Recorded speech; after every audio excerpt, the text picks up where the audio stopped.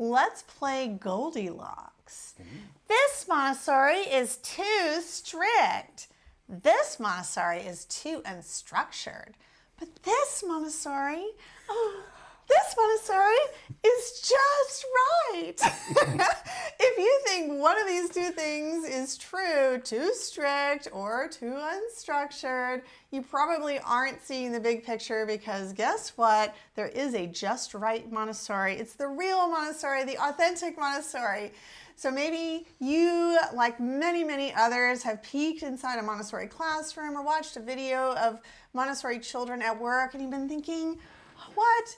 Montessori children have to stay quiet all the time and stay at their little rugs or their little tables and quietly, independently do their work all the time. How unfun is that, right? Or maybe you have peeked inside a Montessori classroom in real life, or seen online, or seen homeschooling Montessori families online, and you're like, what are those kids doing all day? They're just doing whatever they want. That's not teaching. That's not school. And it's just a chaotic free-for-all in your head. And they're all chatting with each other. This actually happens sometimes in Montessori classrooms. And guess what? It's wonderful when that happens. Both of these things are true at the same time. That's right. That's right. There is a delicate balance here, what we call freedom within limits. Okay, so your child has the independence to develop, but they do so in a very carefully prepared environment that guides them gently through from one experience to the next at the right time. And you can learn this rhythm that is the perfect balance between too strict and too unstructured. Yes. The Goldilocks zone. The Goldilocks zone. And it's not necessarily something that you see immediately. It's one of these Montessori principles that is hidden underneath all that is going on in the environment. So in order to really let this concept of freedom within limits sink in, you would need to observe a Montessori environment for an extended period of time. And accept that it's not going to always happen no matter how careful you are. Correct. Because that's just the nature of teaching. You have multiple parties in that relationship. Even if you are just teaching your own children at home, they have their own set of directives that comes from within, that sort of secret voice that's guiding them forward, and it sometimes clashes with your vision. But that's why the freedom within limits mantra is so powerful. Yes, it really is. It's a mantra. I like that you use that word. Freedom within limits is a phrase that Maria Montessori herself coined to help understand the nature of this prepared environment, because the prepared environment, I know it's a fancy sounding term, but really what we're talking about is you choosing what kinds of materials to have in your home, or what toys to have in your home, how you want to arrange, and organize your space, your living space for your children. And Maria Montessori called her living space for children, her prepared environment, the Casa dei Bambini. I'm a little tongue twisted this morning. The Casa dei Bambini, because she wanted it to be a literal house for children. So when you are looking at your Montessori home and you're thinking, oh, but it's not a classroom, actually, Maria Montessori's original prepared environment, her classroom was supposed to be like a home. And so you're already on the right track if you're at home with your kids and you're starting with that home-like, that homey space. Yes, that's right. So what we want to look at today is, there are many places, many great Montessori training centers that you can go to learn to be a classroom guide, to learn how to apply that freedom of limits principle into your classroom. But we are going to talk today about how to help you as a parent implement this in your home, in your prepared environment. Yeah, and so we have 4 ways that we want to formulate the concept of freedom within limits. Yes. That I think will be pretty resonant with most folks out there. Now, Yeah. we have a good crowd today. Oh, good. Thanks so much for joining us. Be sure you hit the like button if you're watching this. And that really helps for some reason. It helps the algorithm. It for helps some the reason. algorithm, so hit the like button, please. But let's talk about freedom within limits. The first of the four is choice of work from a selection of developmentally appropriate options. So Oof, what a mouthful. it's a mouthful, but that's why we say freedom within limits. So the freedom is the child has the choice to choose his or her own work. That's right. But the limit is you've carefully curated the options before them so that they are going to meet to the child's developmental readiness. Yeah. So when you're thinking about your child at home engaging with work, right? I'm going to contrast this with the way it would be applied in a classroom. In a classroom, generally what we think of, and you may have read this, I'm mentioning it because you may have read this on this instruction online, and it actually is a contrast between classroom teaching and parenting. So often what we as guides in classrooms may tell each other and help each other to form this structure in the classroom is to have the kind of guiding rule that a child needs to have a lesson from a specific work on a shelf in order to have permission to do that work. Yep. Okay, and it works. I will tell you, having been a classroom teacher, both in Montessori schools, private schools and public schools, traditional, schools, like this works really, really well. It is a great way to manage allowing a variety of developmental needs going on inside one space. You've got 20 or 30 kids in one room.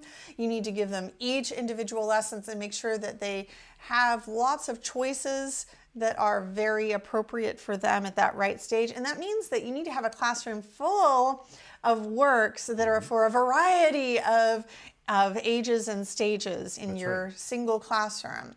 Now, if you are teaching fewer children, let's say you're a parent at home, if you only got one child, everything that's on the shelf can be available for your child. And honestly, it works best if it is that way, because in a classroom, there's just something about like being the guide, being removed, not being the parent, and having so many children trying to navigate all of these different works in a classroom. Children learn within like the first 3 weeks of school, even if they're brand new to Montessori, if they've never been in a Montessori environment before, just like how it works in the classroom. You need to have the lesson and then you have permission to do the work. But at home, parents get tripped up in this because children will rebel against it. Your child lives in your home. They're going to assume They that don't have everything... to have a lesson to play with their Legos. Right. And so if you were to create these very kind of more strict rules around like you have to have a lesson before you can play with something, your child might feel that rebellious tension and it might cause conflict, and they might choose like to totally ignore the shelf after that. Exactly. Like, I don't want to do anything. You're going to give me a lesson on it, I won't do it. And some parents get caught in that. And so if you're here attending this live, I'm going to tell you these 4 points are actually really, really critical. And this is good information. And if you have a notepad in front of you or you want to take notes, this is something that's really crucial for making your homeschool work for you, is making sure that there's no barrier between the works that are on the shelves or the toys that are in your environment and your child's access to them. Yeah, and you mean physical barriers, right? I mean structural barriers, Oh, like creating that rule of you have to have the lesson first before you can touch something, I see, and giving your child like so many things that they don't have permission to touch. Yeah, so this goes Right, with this. so- Right, this is the plate analogy we've talked about before. Yes. Right, and so the healthy plate analogy is that you're going to set a plate of food before your child. Your child has the freedom to eat what she wants from that plate. You would love for her to eat everything on the plate, but you know that you're going to respect the child's freedom to choose, and also feel confident that all the stuff you put on that plate is going to be healthy. So if they only eat the carrots and not the peas, well, the carrots are better than nothing.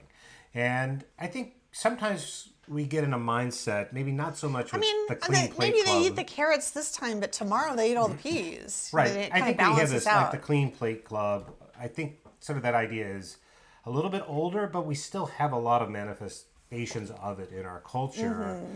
And it's especially true with school. Like we require the child to clean the plate. Like you have to eat everything on your plate in order to get Yes. a healthy diet.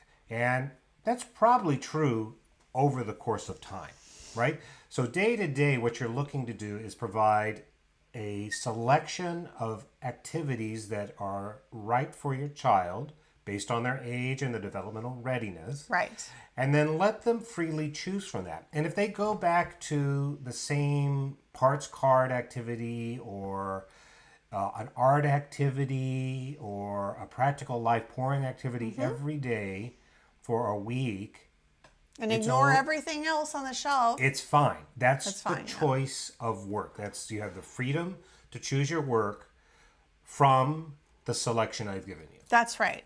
So here's a tip. If you want to avoid, yes, you should be giving your children lessons with the things that are on the sure. shelves. You introduce like something new comes onto the shelf. Like first thing you should do is give them a lesson on it right away so that you're removing that barrier of like that they have to have a lesson or they don't know what to do with it. Yes, right? you brought out Go the ahead little and demo pitcher with it. and the little bowl, and you're immediately going to demonstrate the technique. I mean, as soon as the time is right and your child is interested in expressing an interest in doing that activity, go ahead and give the lesson. Don't make them wait for it. Don't make a big deal about them not having the lesson yet and you having other things to do.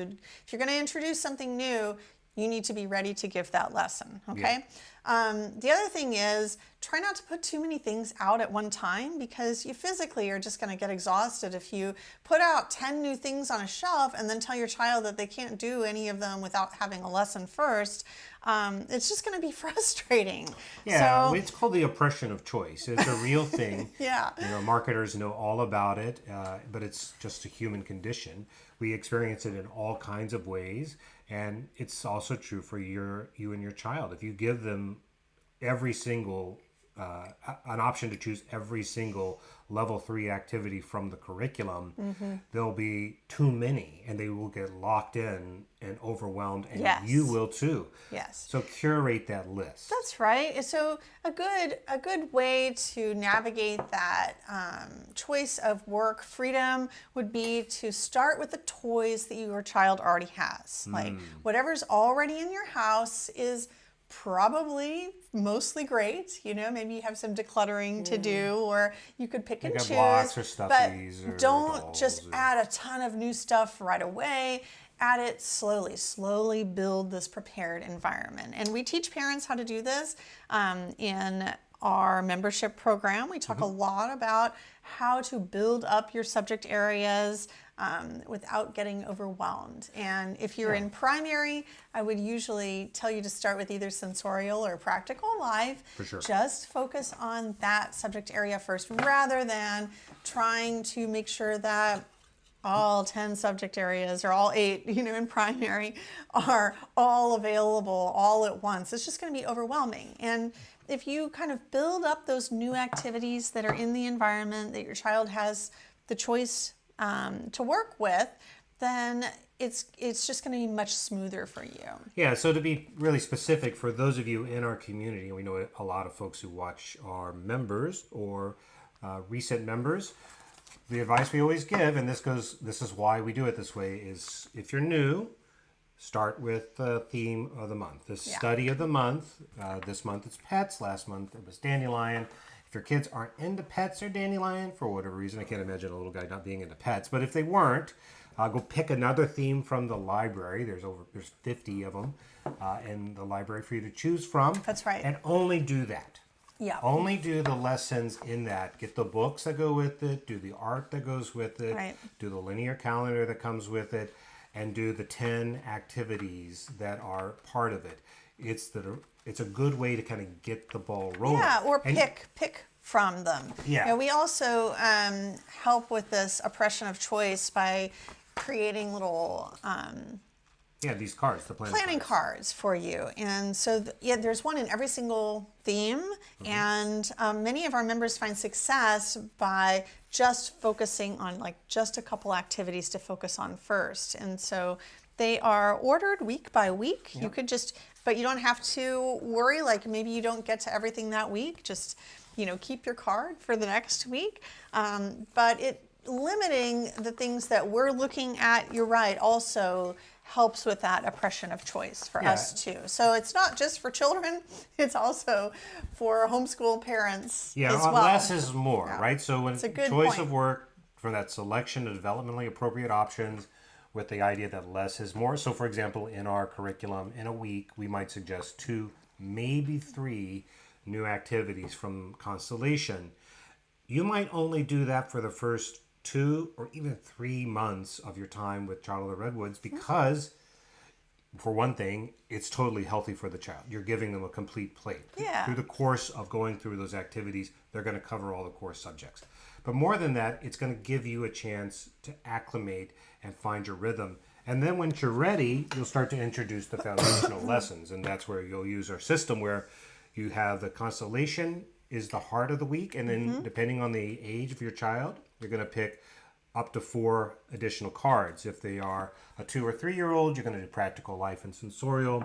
If they're 4 to 7 or 8, you're going to do reading and writing and math plus 2 others. And if they are 8 or 9, then just pick any of the 4 subjects you want to cover. And you're only going to do 1 lesson from that card. So it's not a lot. It helps curate it down. Less is more, and it allows for something we've talked about a bunch, repetition. We talked about that last week, I think. In fact, we did. You want to give them time. That's another reason you want to give them a selection to do things over and over and over. That's where freedom within limits is not just a way about keeping your sanity. It actually is better for your child. That's right. Okay. Friends, I want to know if you have questions about any of this. I know we're wading deep into Montessori theory. So if you have any questions about how this works for you in real life, or if you have any suggestions for parents who might be new out there to Montessori and trying to navigate this, we would love to see that in the comments here. Okay, so choice of work, give your child the freedom to choose their own work. You set a limit by preparing their environment with a plethora of wonderful things for them to choose from. Maybe not a plethora, a small plethora. A limited plethora of things. It's one of my favorite words. Of things to choose from. All right, second thing that you can do at home to provide both freedom and limits for your child. You can let them choose to work alone or with peers on creative, meaningful tasks. Right. So the freedom is, do you want to do this by yourself? Do you want to do it with your brother and sister or your friends or your classmates, depending on their environment? And the limit is... Or work with you. Oh, of course. Or work with mom or dad. Which is totally legit at a Absolutely. homeschool. Yeah, it would not be common in a Montessori classroom. Right. Right, and so that's where this is different. This is for parents. This is for homeschoolers. But not that they couldn't, but that there are huge benefits to it. There's just a lot of kids in a Montessori classroom. That's right. So you have the freedom, little guy. Yeah. You can choose whether you want to work alone or with someone else, like That's right. mom or dad. The limit is on a creative, meaningful task, right? Right. So if you set up a time for school, which is... Well, we call it the work cycle or the 3-hour work period. Yeah. Basically, there's a time, and it's going to vary the amount of time. It's going to vary based on your child's age and your approach and other factors. But in general, there's some kind of time where you're going to try and allow for the work cycle to present. And during that time, you give them, they have that choice, right? The freedom of choice. And now they've gone and picked it, and they can choose to do it by themselves or with another, as long as they're working on it in a meaningful way. That's right. Yeah. Yeah, so working with peers is super healthy.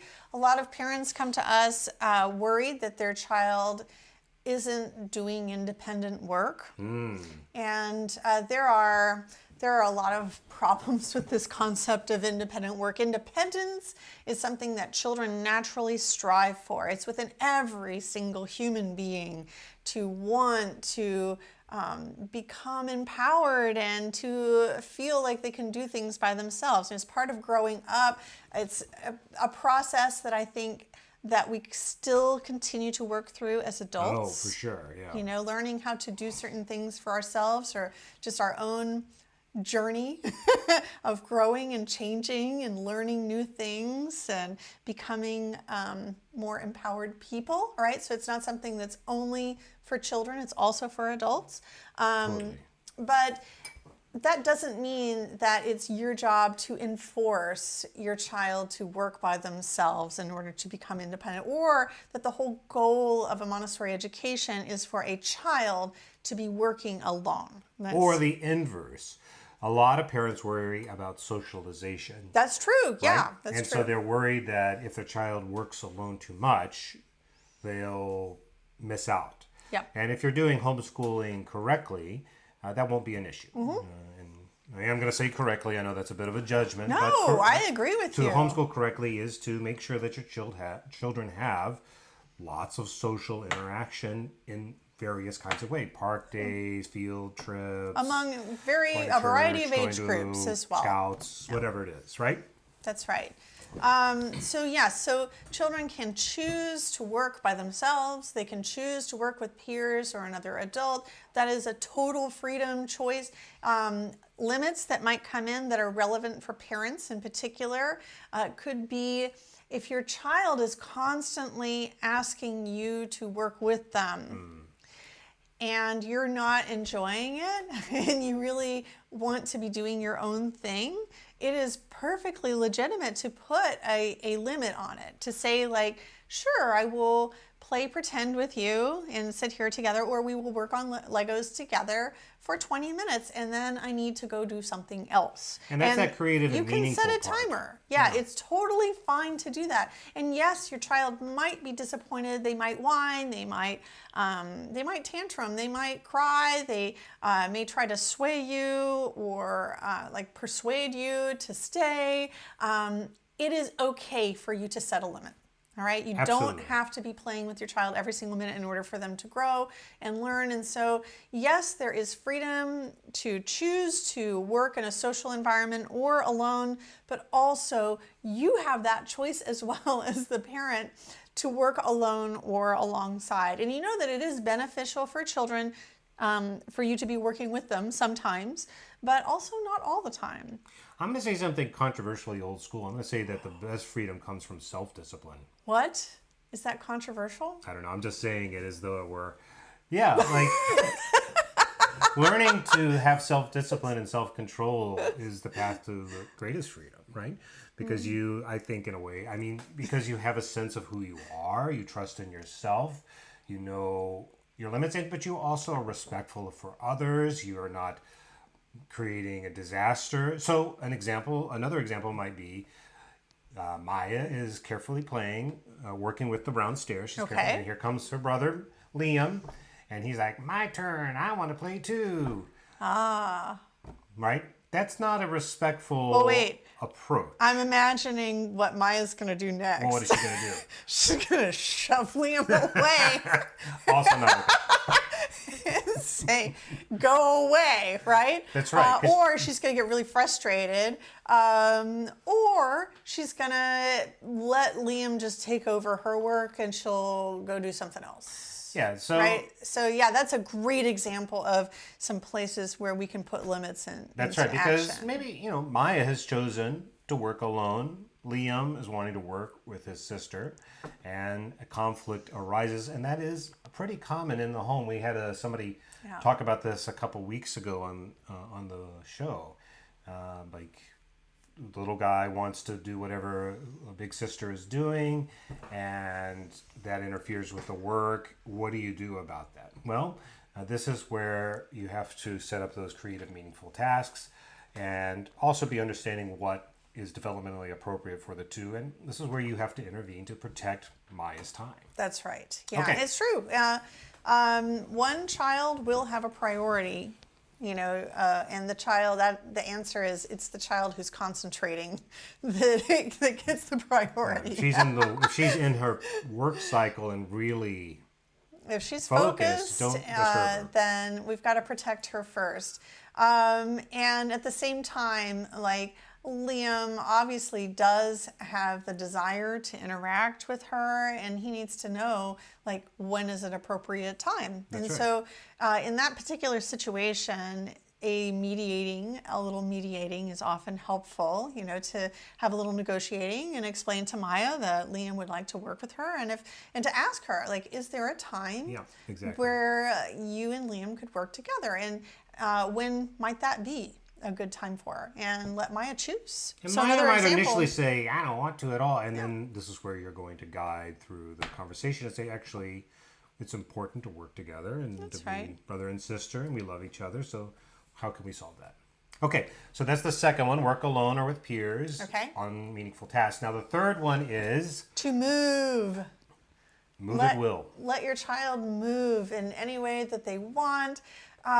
If you think about, I don't know, if you grew up in the Montessori school or a very, I was going to say unstructured environment, because there are unstructured schools out there. Like, sure. if you grew up in an environment where you were able to move around at choice, I did have the privilege of going to a Montessori school from when I was in preschool through third grade. And I had lots and lots of freedom of movement. And I don't remember it ever being an issue, me or my body being in a position where people were uncomfortable with what I was doing. I got up and went to the bathroom when I wanted to. I moved. My little Montessori school in elementary was like a little house. And so Yeah. I freely moved from room to room to room, just like it was, it felt like it was a house, your house, and so they had a kitchen and had little different rooms with lots of shelves and different things to work with. And I didn't feel restricted at all. But contrast that with a typical classroom where teachers have 20 or 30 kids in one single room, and children are generally controlled in their bodies. We tell children to sit crisscross applesauce with their hands in their lap. Don't touch your neighbor. That's Don't talk to right. your No neighbor. touching. Don't touch your Don't get out neighbor. of your seat unless you raise your Keep hand. keep your hands to Don't yourself. leave the classroom. Asked to leave the bathroom, but not while the teacher is talking or giving a lesson. Or never ask. Don't ask because you can't go. Right, or just don't ask. Now It's these just rules right. are, as public school teachers, I will tell you that these rules, Put your hands behind your back when walking in a line in these the hall. rules are created because it is a lot to handle, right? It And hats is. off to all teachers who work in environments where you've got a lot of kids, and Yep. it's just very, very challenging. And you see that all the way up through high school. I taught in high school. You'd have thousands and thousands of kids in a campus. I remember when some of the classrooms I had 40 or 50 students. They were just stuffed to the gills, and classroom management was a big part of what you spent your time doing. And so I think from that comes these rules that limit movement. Unfortunately, they tend to work counter to the purpose, right? The actual method, and I'm not making this up, this is common knowledge amongst educational professionals, the best way to achieve classroom discipline is through good curriculum and teaching. If you engage the children, they will become more likely to engage in a respectful way. It's actually the more that we prohibit and limit that we tend to have more challenges. And so in the Montessori approach, the freedom to move at will is important. Yep. But it's not just helter-skelter, right? It's move at will in a respectful, kind, and courteous manner. That's right. This is the self-discipline piece again. So the limit is when you move, you must be respectful, courteous, and kind. That's right. So what does that mean? Well, what's coming to mind immediately is the grace and courtesy lessons that we give children in our practical life curriculum in Montessori. These are lessons designed to help your children navigate social situations, and so they might involve lessons like let's say Maya's working with those brown stairs on a rug, and we might have, we might observe this interaction between Liam and Maya and decide to teach a grace and courtesy lesson about not interrupting someone when they're working, or about how to get up and walk around someone's rug without disturbing them. Or let's say you're going to go into an environment where it's really important that you have good body control. I'm thinking, like, what if you take your children, you hear of this great opportunity where you can get cheap tickets to your local symphony, family friendly concert. You're going to dress the kids up in their finest and you're going to go see a concert, right? Yeah. Well, there are certain social rules that we have in those kinds of environments. Like, that is not a place to run around and be wild. That's not a place to yell, or don't jump on the seat. Right, or don't climb over. Our kids would look at those auditorium chairs and they'd be like, playground. Like, you could tell, like, as soon as we walked in, like the little twinkles in their eyes, and we would just be like, okay, we could tell, like, what they really wanted to do was like hurdle over the entire auditorium set of chairs, right? Or those seats that flip up and back. Like, as soon as you sit in the seat, the children are like, it's a catapult. What can I launch from this? Right? So those kind of situations can be prepared for, and the way you would do that is by talking about the ways that we can hold our bodies and helping our children to practice them. So, example, you might give your child a lesson about ways to move in this environment and say, when we go to the concert, people move in a very special way. We walk with grace, and we might put our hands down by our sides and walk like this, or we might put them behind our backs and walk like this, or we might clasp them in the front, or we might hold hands as we walk, and you get to choose.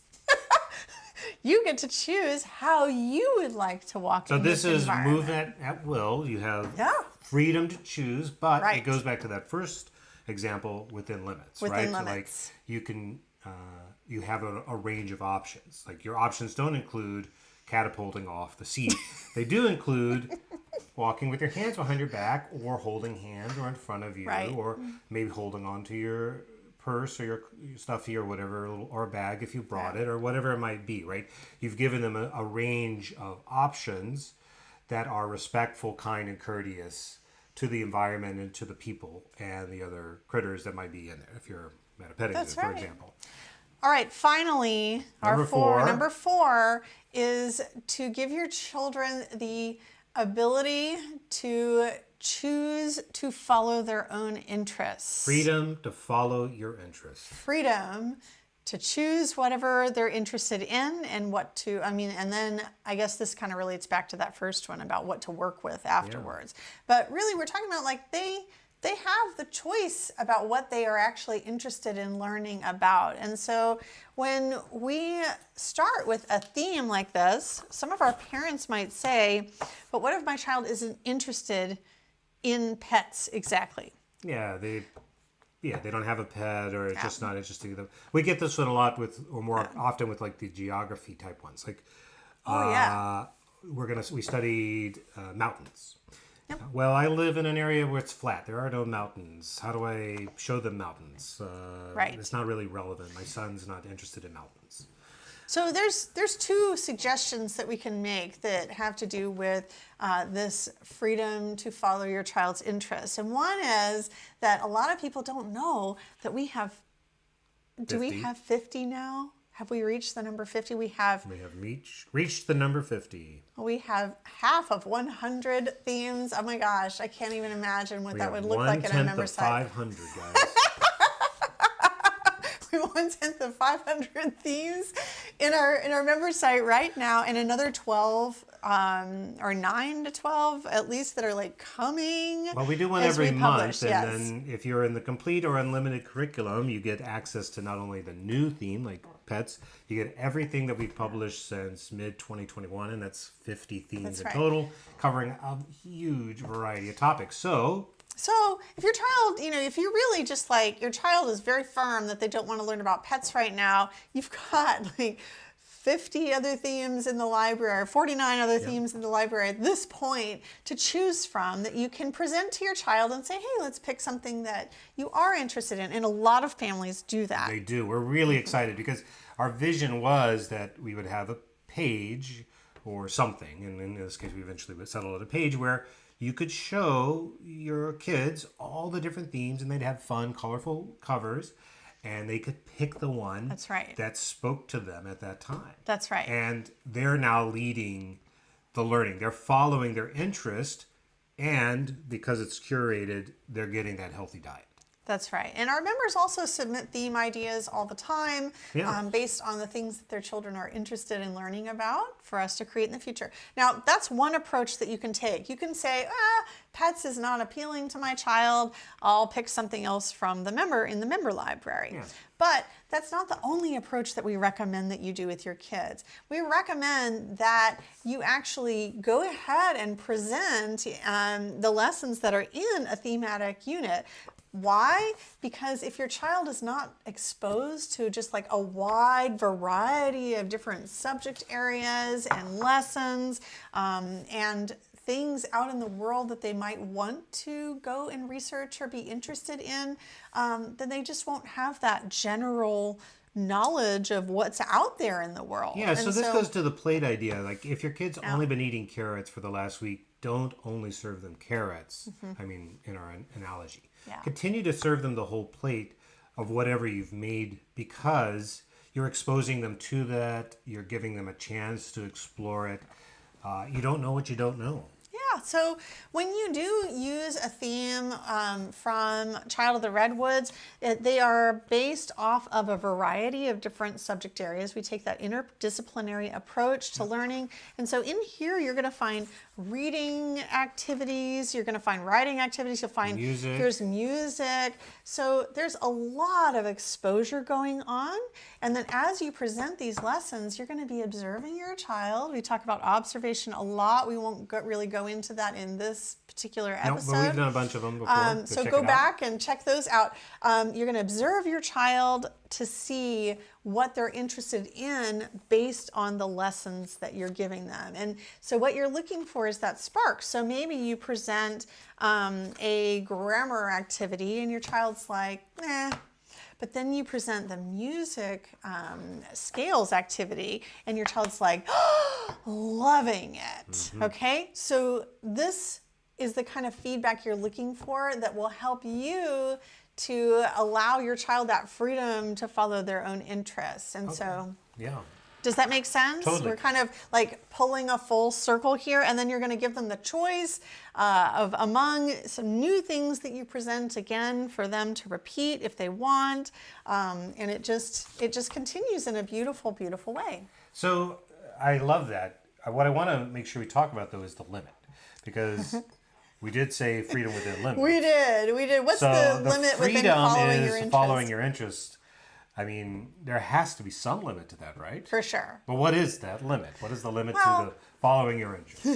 I mean, I think children can choose to learn about whatever they want, but there's still going to be practical boundaries in what you can allow for them. Here's an example. Like when our children were learning about, when our oldest was learning about math, he happens to have a very deep interest in math and science. He loves math. Loves math, and the Montessori lessons were very intuitive to him, not so intuitive for me. I have to practice with those materials because I'm not really a math person, but they were very intuitive for him as a child with that natural interest. But he just wanted to keep scaling up bigger and bigger and bigger and bigger. And so I would present numbers like, well, let's multiply, 23 times 3,244, which is a really big problem. And he would pose back to me, he would say, no, I want to multiply 53,863 by 999,888,500, right? I mean, so, and I'm like, that is a really big number to multiply.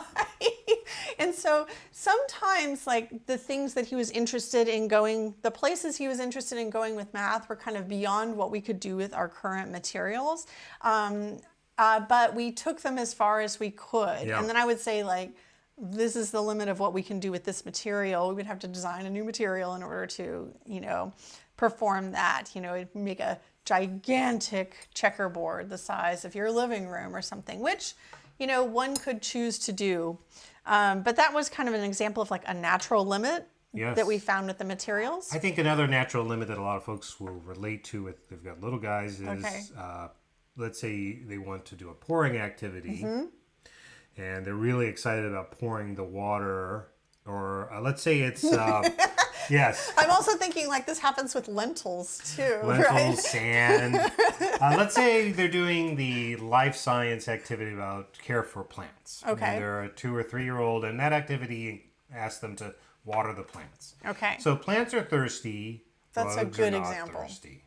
So follow your interests, but be sure that you are working within the limits of the materials environment and other creatures. And you are limiting them by the kinds of materials you give them. And that's actually a really great example because when you're talking about watering plants, I think there's like kind of 2 methods to do it. You can teach your child to stick their finger into the dirt and feel to see if the roots are dry or not. And maybe you're looking up the needs of that particular plant, and that's a great way to do it, especially good if you're a plant enthusiast and you know a lot about caring for plants. The relaxed approach to doing that would be to modify the size of the watering can. And so my technique with that is give your child the very smallest watering can that you possibly could find. And so I know I did. I found like a tea set size watering can. It held about, I think the smallest watering can I had held about like 3 thimblefuls of water, or like 3 tablespoons full.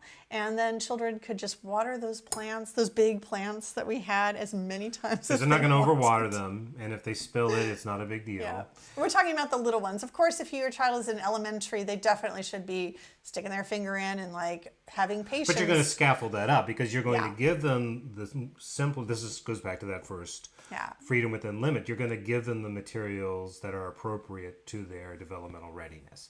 So, and then let them choose. So they want to do plant watering. We'd love that. That's a classic or plant care of various kinds. Awesome. Put that on your shelf. That's a good one to do. Just make sure that the kinds of materials or lessons that they're going to work on are appropriate for their age. So don't give them the big jumbo can if they're 3.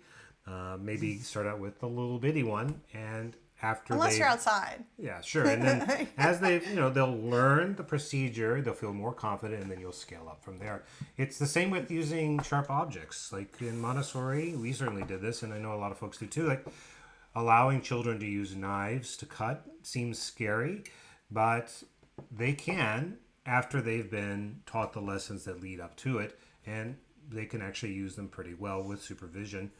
Always follow your own instincts. That's right. All right, so to review, you're giving children their choice, the freedom to choose their work, the freedom to work alone or with peers or you, if they so choose, within limits, the freedom to move at will, as long as they're being respectful with their bodies, and the freedom to follow their interests. Yep, that's right. Okay?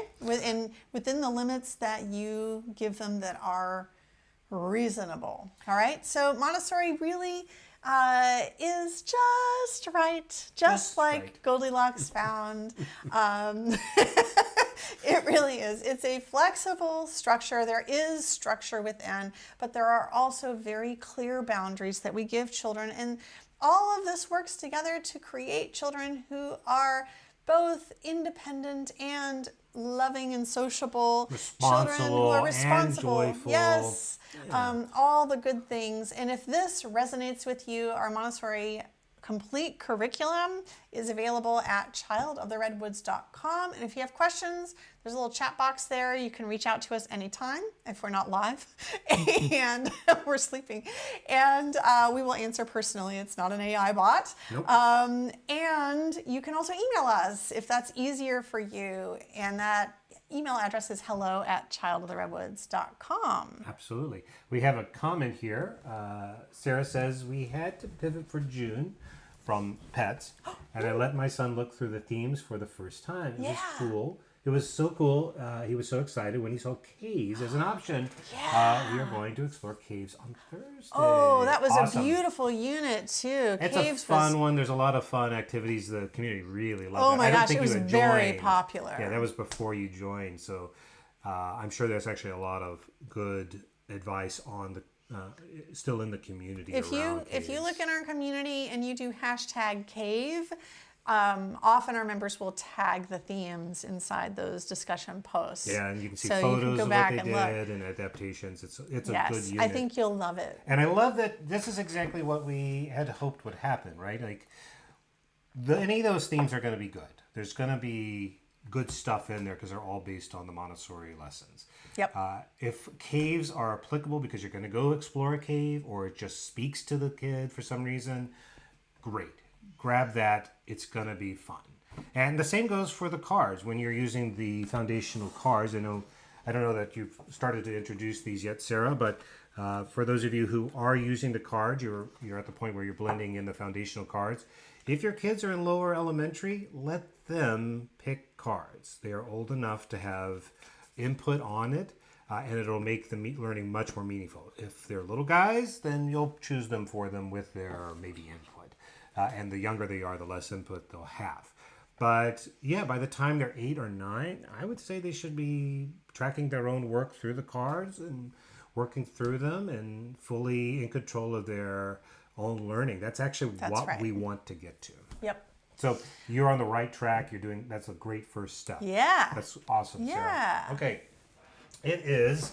That's a good one. I like that one. All right. Friends, it's time to welcome our furry friend. Here he comes, the one and only Mr. Bunny. Ta-da! Oh, I'm backwards. Oh, what?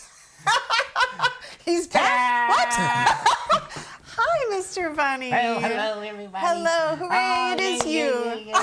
Oh, Mr. Bunny kind of came in a little backwards there. Well, it happens. Summer is here, and it gets a little warm, and as a result, you gotta get a little dizzy when you run around too much. Oh my goodness, do you have good summer plans? I certainly do. First, of course, we're going to go swimming in the swimming hole. That's a tradition. And then, of course, that we're going to sounds go so fun. camping. Yes, that'll be lots of Oh, fun. hang on, Mr. Bunny. I think I see your neighbor. What? Oh, okay. Oh, hi, neighbor.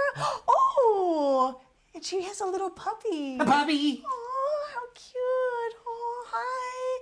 Should we ask them to come over and say hi? Oh, where did Mr. Bunny go?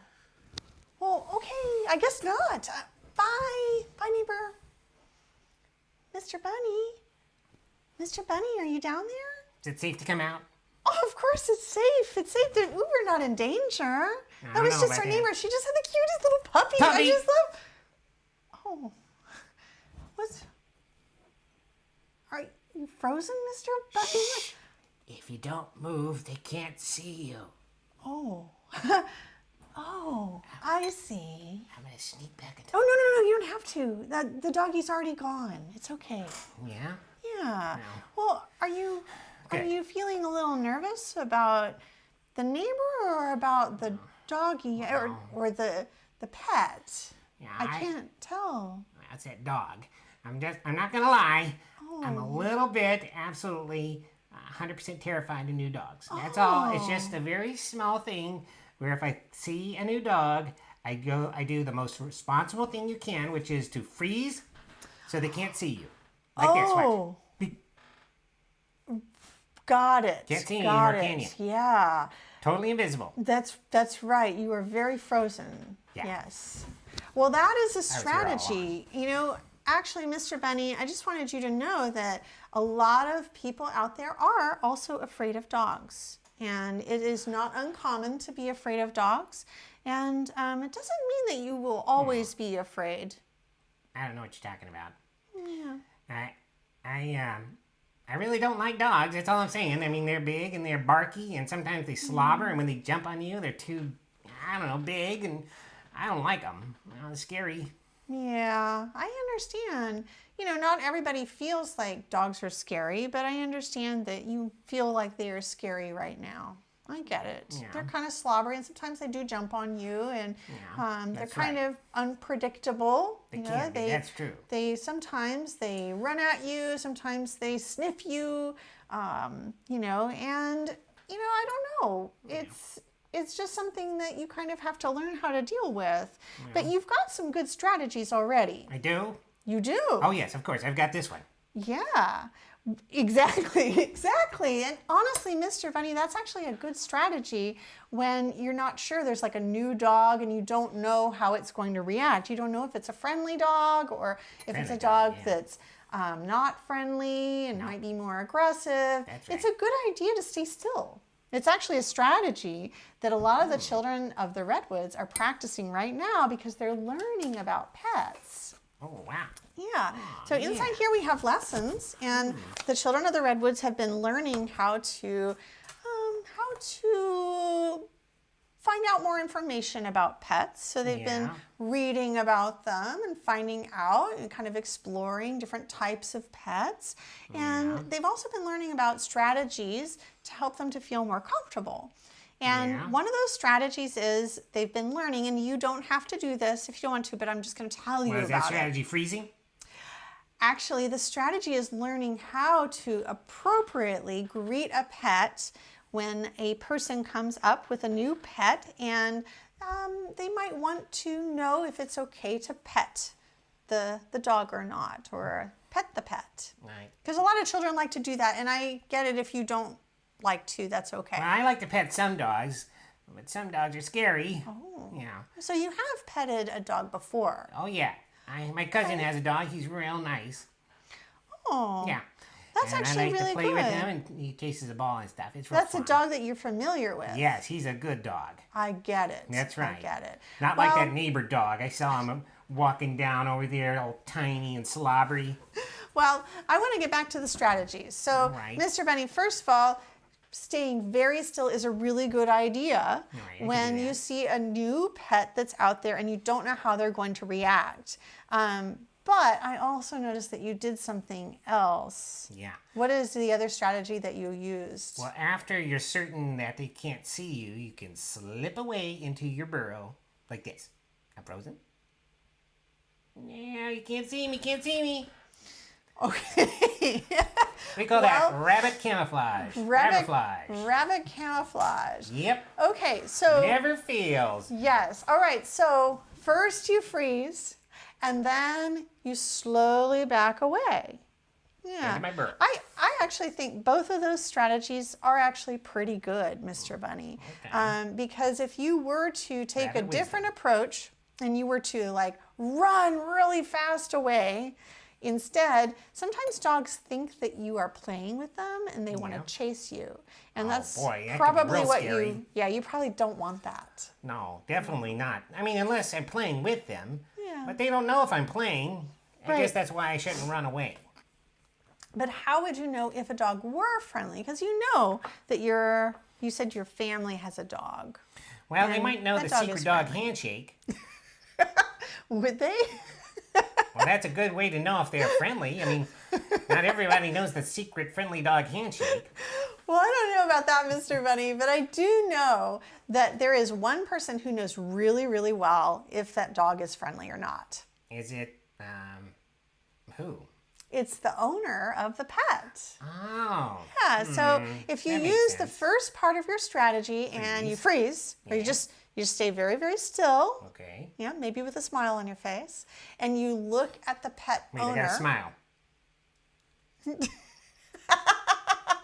And you look at the pet owner in their eyes, then you can see, usually the pet owner will give you some indication about whether that pet is friendly or not. And usually with the pet owner, what I've noticed is that when I'm standing and I'm kind of still and a new pet has come up towards me, either the pet owner will say, "Oh, no, no, dog," and they'll quickly bring the pet away. Yeah.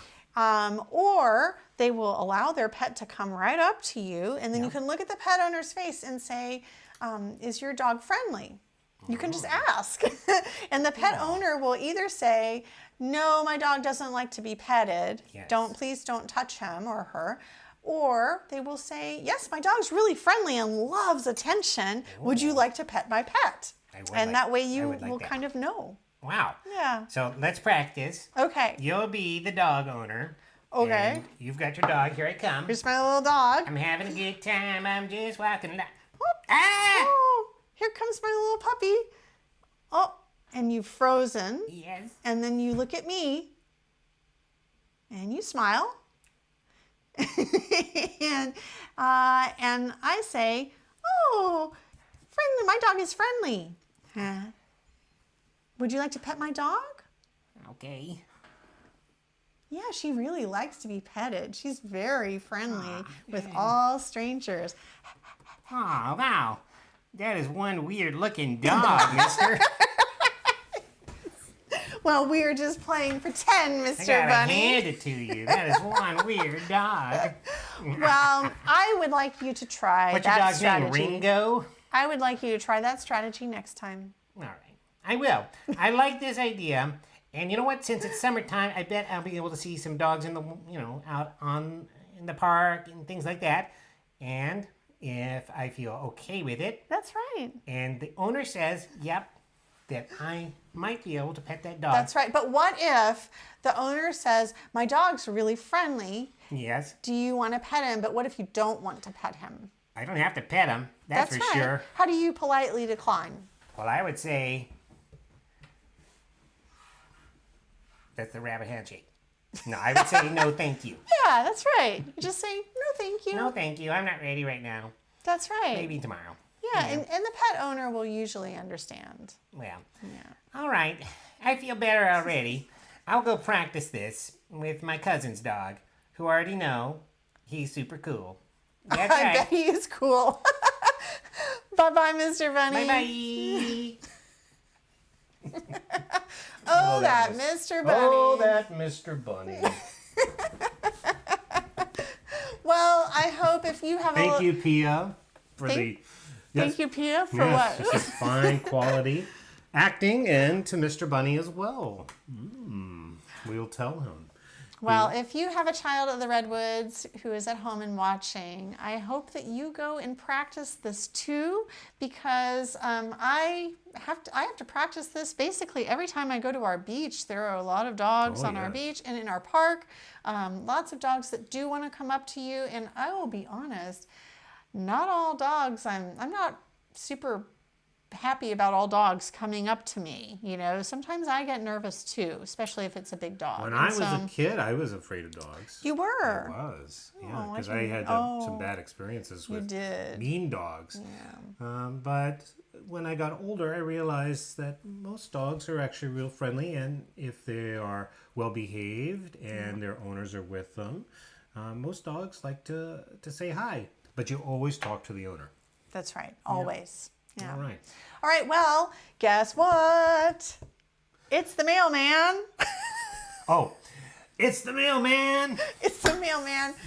We got some Child of the Redwoods mail. We're going to answer this question real quick. Are you reading comments that I am. can't see? Tedley says, thank you Please. for sharing your fears, Mr. Bunny. It's a very relatable feeling over here. We will try these strategies. Yes, Tedley. I certainly remember I was really afraid of dogs. Yeah, and it's not uncommon to be afraid of No. dogs or other pets. And They can be very loud, and they can bark very loud, and the slobbering. Mr. Bunny mentioned that. And they can jump up on you, and that can be scary. But I think it's good, especially now in the modern world. You see, here in San Francisco, we see dogs all the time. They're just all over. Oh, yeah. People bring them We do. to places, and so becoming comfortable around pets is probably a good skill. Okay, It is a good skill. let's All hear right. the mail. Okay, this mail comes, this letter comes from Sarah L. She says, I'm struggling as my kids will usually participate in lessons, but never choose Montessori work otherwise. Uh-oh. They play together or separately, they color, they look at books, they help me in the kitchen, etc. Those are all good things, by the way. But they never choose a work off the shelf. It especially feels like my 9-year-old is missing out by not doing more writing, reading, and math, etc. Help! Help. SOS. Sarah, this is such a great question. I'm so glad that you brought this up. We can talk about it more in office hours as well inside our community.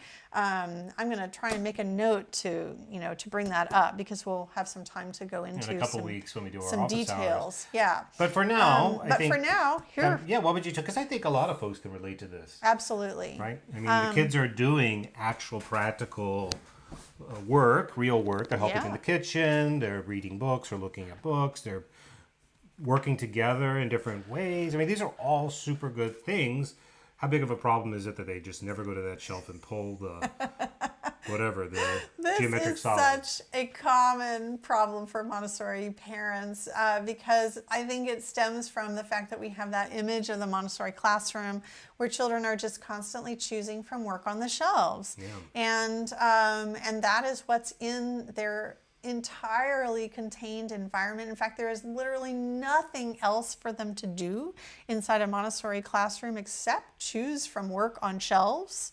Like that is how the classroom is set up. So it can be very frustrating or disconcerting for Montessori parents at home when their children just completely ignore everything on the shelf and instead they play with everything except what's on the shelf. Yeah, Okay. especially if they've got a partner in crime, a little or big Yeah. sister or brother. I mean, in the house, usually our homes are so big, like even if we're living in a small place, like let's say you're in a one-bedroom apartment, you've still got a kitchen and a bathroom and bedroom, one or more bedrooms. And there's just like probably your child has toys and other pretend play items and they might just choose that. So there are actually a lot of questions we can ask to help you go deeper into this. But first to say, like, number one, this is a very, very common problem that children aren't choosing the work that is on the shelf. There are some things that you can do to, one, help them to get more comfortable choosing things on the shelf that has to do with your prepared environment. Now, she mentions that she has a 9-year-old. Yes. Okay, and so this is a critical thing. If your child is in elementary, this is a really easy thing to forget that in the elementary years, this is ages 6 through 12, the full second plane, the children should be designing their own prepared environment. They should be choosing what goes on the shelf. They should be organizing the shelves. I know this sounds crazy. It's counterintuitive to what we normally think of as how the prepared environment classroom works. or Yeah. prepared environment works. Yeah. Especially because we hammer it in so hard during primary, during those years that the children are not in charge of the prepared environment. That's your job as a guide. But in the elementary environment, it's the children's job. Yeah. And so if you're not regularly looking at the shelf and saying, hey, well, what up? You're never doing any of these things on the shelf. Like, let's make sure that this is how you want to organize the things that you need, because what's on a shelf should be the things that you use and that you need. Yeah, I right? would add to that a couple of things. One is that to reiterate that idea of making sure that the shelf is reflective of what your child is passionate about learning.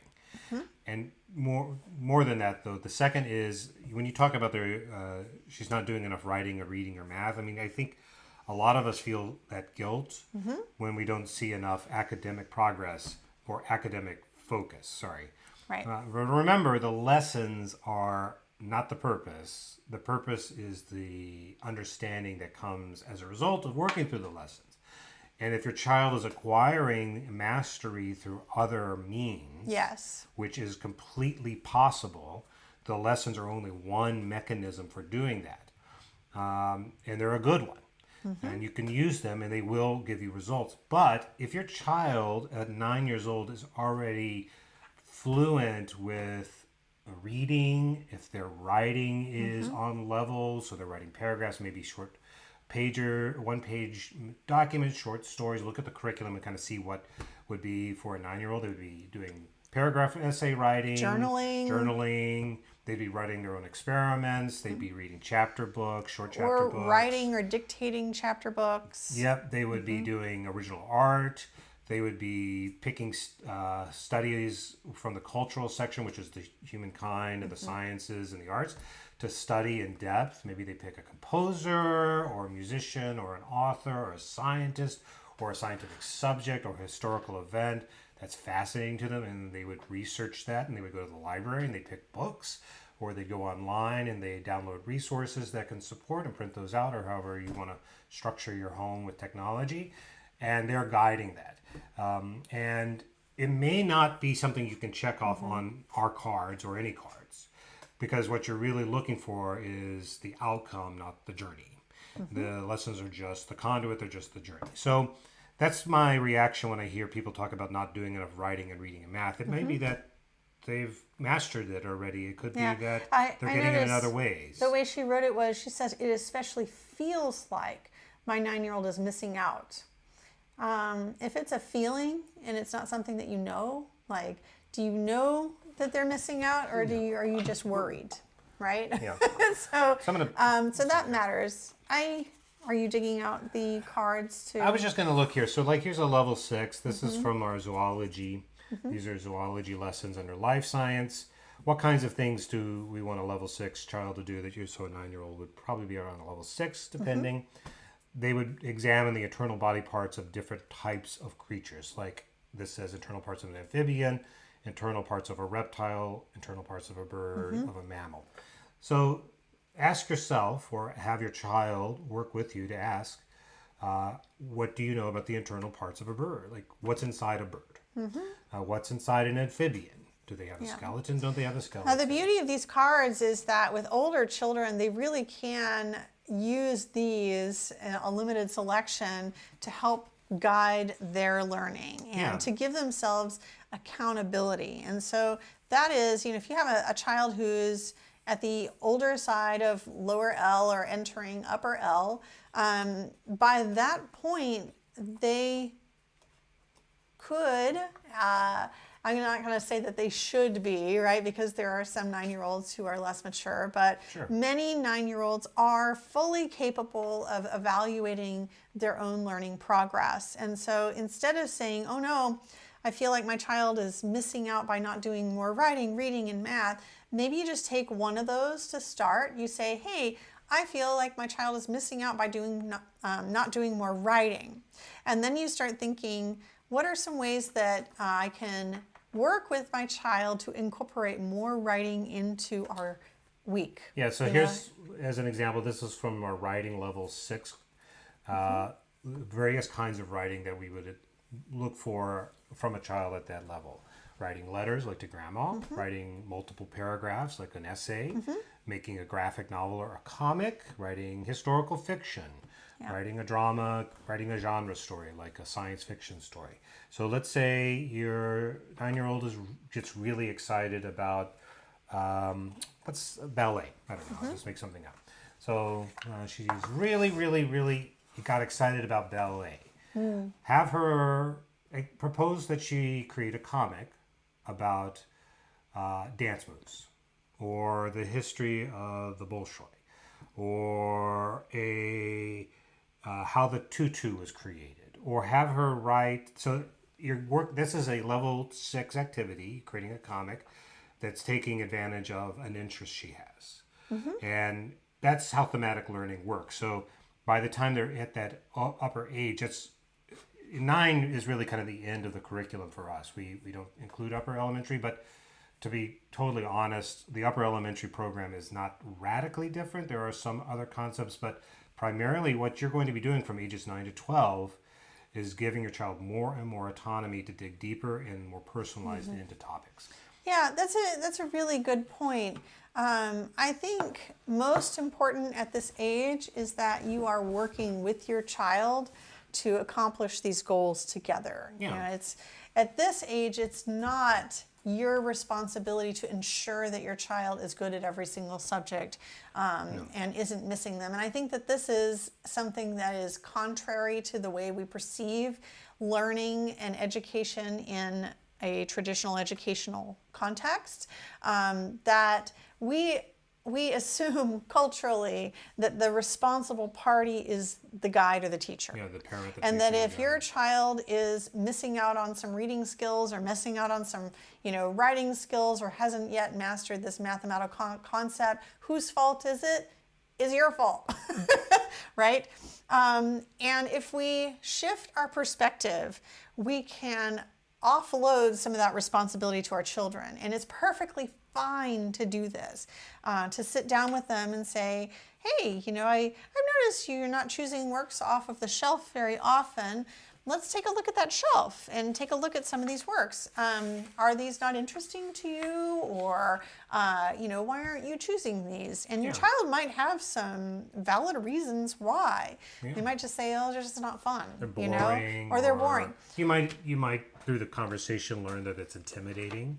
Yes, also. Right? So let's say you expect her to be able to do multiplication. It's not, that's reasonable if you're following the Montessori curriculum, that a level 6 child can do division and multiplication. Yeah. Maybe she's not confident in some predecessor math facts, and that's one reason she's not choosing it. Yeah. And through that conversation, like the collaboration with her, you can discover that, and then you can help guide her back to those skills. Yeah. I also think that it's really good with children who are of this age to give them an example of what, I don't want to always use this technique, but I think sometimes it can be effective with upper L children or children who are moving into upper L especially, for you to sit down and say, hey, a lot of people expect that a 9-year-old might be writing essays. Is that something that you know how to do already, or is it something that you would like to learn how to do? Let's help you get there. What kind of ways can we practice more writing to help you improve your writing skills? And then work with them to develop a plan. Here are a bunch of different types of writing activities from the level 6 in our curriculum. Let's look at these cards. Let's talk about what kind of ways we can engage with this. As you mentioned before, different types of writing activities. And then develop a plan for your child. And you have that pencil out with the paper and you're taking notes. Mm-hmm. You're like, improve writing skills, plan. And you underline it. I do this all the time with our kids, even now. And it really is helpful to have someone taking notes as you're having a conversation. And you write down number 1. And you're like, well, what should our plan be to incorporate more writing in to make sure that your writing skills continue to improve? And your child might say, I don't know, I could do my journal once a week. And inside you're thinking, I wish they were doing their journal every day. But you're not going to start there. You're going to be like, once a week. Great idea. What day of the week do you want this to be? And you start immediately giving your child limited choices. This is a great example of what we talked about in the beginning of the show, which is freedom within limits. Yeah. Right? I love this because the freedom is giving them choice, but you're guiding them, right? This is what good teachers do. It's important to work on math every week. The best teachers, the magic of teaching is when you can have a child, your child, any child, the adult, whomever you're teaching, get to the aha moment and think they got there on their own. When they don't realize that you have been guiding them along the way, pure magic. That's right. It means so much. And that's really what you're trying to do at this age, right? It starts now and just continues on and on. You're going to work with the child. You're going to work with your child to help her kind of think through what she wants to do. And then you're going to nudge her in appropriate ways that are going to make her feel more and more confident. And she may never want to write all the time. It may just not be exciting to her, but it might. And when she gets into that habit, she might realize, I love writing and I just want to write every day, all the time. That's what happened to me. I got into a period where when I was a teenager in high school, I wrote countless science fiction short stories. Yeah. They're all terrible, I'm sure. But I know. I just wrote, every night I would come home and I would type out my another short story. I just loved to write. It just I wrote felt nothing so but good. fan fiction for years and years. So, and our oldest, once he learned programming, wanted to do nothing but programming. And so it was important for us to say, hey, you also gotta have these other skills. Yep. Let's work together to make sure that they're happening. And how that is going to actually look in practice in your home is going to be totally unique to every single child. But it's really important that you start not by saying, They're not doing what's on the shelf, so what am I doing wrong? Yeah. Instead, you're thinking, great, time to make a plan with my kid. Yeah, I want you to eat something. You're going to eat something healthy today. Let's plan the menu together. Yeah. All right. So Pia asked a really good question. I know we're at time, but Okay. I just want to pop this in here. It says, what would a person do if they are aging out of the Child of the Redwoods curriculum at age 9? Aw. How do they do upper elementary and where? That we get this question a lot. Like We what do get comes this after, question a lot. and we don't actually have a Well, I will tell because you. it varies so much. I from will tell family you to the family. real method. Like there are Montessori sources out there that offer an upper L Montessori aligned curriculum resources. There are resources out there. You could go and search for them and see what resonates for you. Okay, totally can do that. But our personal approach with our own kids and where we were seeing our children naturally going into is specialization at that age. The whole purpose and the curriculum that we have here, like much of it is designed for the full ages of 6 to 12.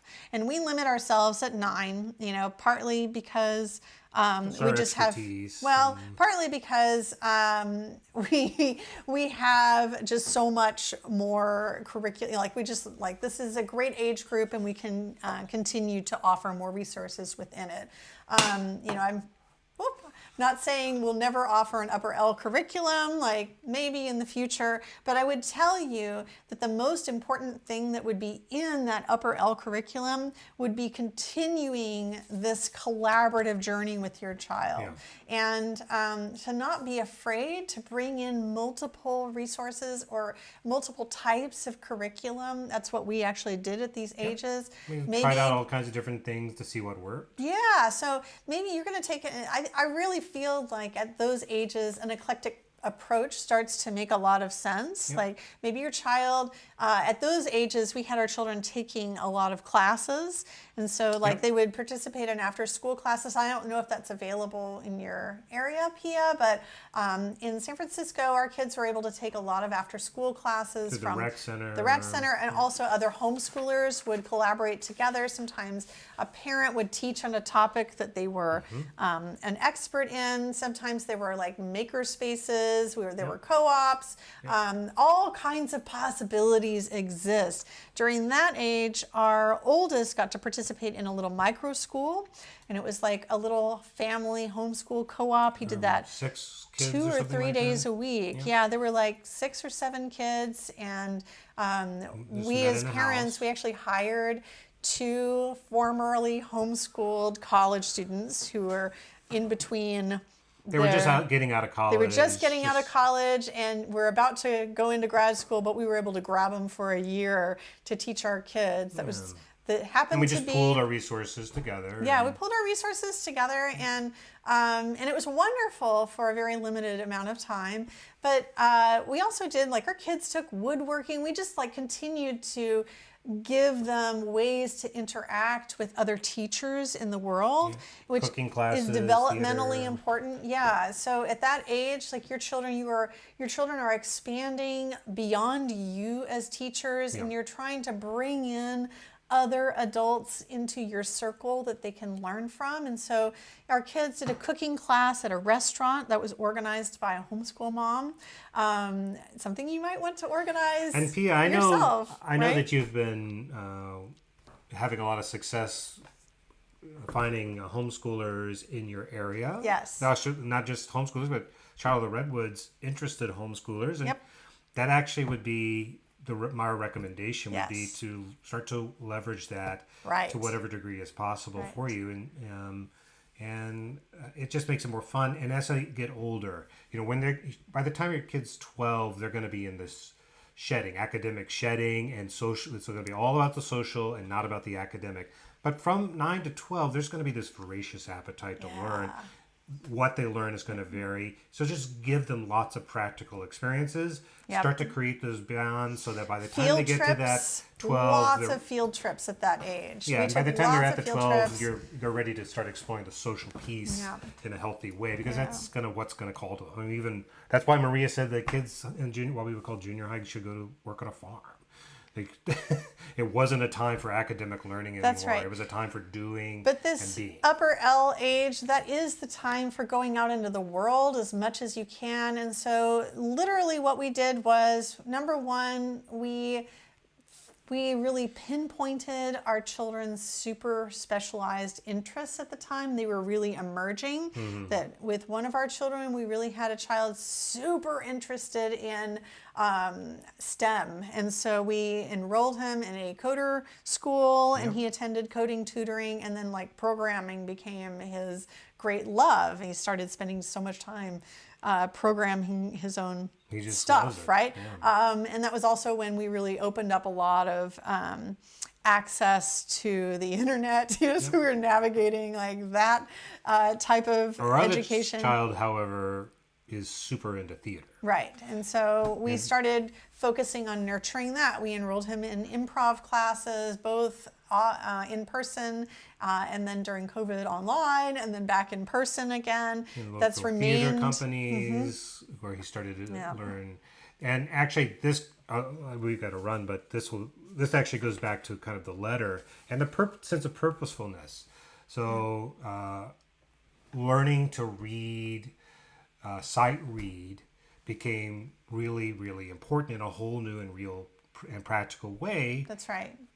when he entered the theater classes. That's right. And it gave this kind of drive and impetus to it. Right. That was A very purpose. a purpose. That's right. And a very natural purpose. In the same way that for our older one, he saw coding as this thing, like what could he create? He could create an app, he could create a website, he could create a program, he could make this thing do this, he could create a whatever, this animated thing. He had developed a purpose, and then he had to go find the tools and learn, teach himself largely how to do those things. And that's what you're really trying to build. And that's what it's all about, that 2 to 9, all the stuff that you're doing from 2 to 9 is about laying the groundwork That's to right. teach that independence, the fire, the desire, the self-discipline Yeah. that's necessary to then get hooked on something and know how to go after it. That's right. That's right. So yeah, you're giving your children the whole universe from that 6 to 9 period. That is the whole second plane. And so the principles that we teach in the lower elementary course, and the whole thing about your elementary child, that stays for the ages 9 through 12. And then I recommend that you make your priority to keep creating new resources and experiences for your children. I mean, now that I'm thinking back to it, there were so many things that we did. The ways that we collaborated with other homeschoolers to create learning experiences for our children were just myriad. I mean, it's like the cooking class, the micro school, just All lots. the science classes, the woodworking, Yes, the crafting, forest the school that our yeah. kids got enrolled in. We had regularly field trips with homeschoolers that were planned to go out together and learn in different And then environments. for the academics, finding specific curriculum that we And like to cover, let's say the reading or math. My or something. personal approach to that was through literature, because by age 9, there's a lot of really fascinating chapter books that you start having deep conversations about with your kid. And you can cover a wide variety of subject areas through literature, just through those read alouds. And so that's our literal approach, full transparency, what we do with our kids. And if you continue to have questions about what happens after the age of 9 and you're in our community, please don't feel like just because we say our curriculum ends at 9 that that's where the support stops. Please ask in our community. We've got members in there with children who are those ages, and we're always happy to help you troubleshoot and find resources. Yeah, and I know we have several folks who have a child who's coming up to 9 and they're wondering through this. So Yeah. we love these questions. Yes. And thanks again for that, Vidya. Thank you for joining. I know late. You say you're a bit late, but it's actually late where you are. So thank you for coming. Yeah, we're running late too. Tia says such a crucial conversation. Thanks for outlining our future. Yep. And Christy says, I love it. Such a good reminder session. Thank you. Thank you so much, everybody who came. Remember, hit the like button if you did have a chance to come by. It does help us with the algorithm. It does. If you have other questions, I know a lot of you folks are in our community. We'd love to continue this chat in the community. And yeah. And if you're a member and you love what we do at Child of the Redwoods, it would also be really helpful if you would save the URL to this video after it's posted. It's the same URL, isn't it? Yeah, we'll do clips and then of this just too. share it in whatever group you're in and say, hey, watch this video to learn more about Montessori. Yeah, or when we do the clips of this, if you just want to share like this little segment clip. on the upper L part. Yeah. Anyway, love you all. Mwah. Take care, friends. Have a good day.